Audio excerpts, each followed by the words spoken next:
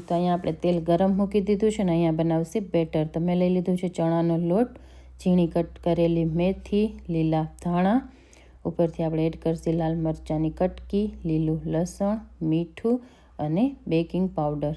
ઉપરથી આપણે એડ કરી દઈશું લીંબુ અને અજમા.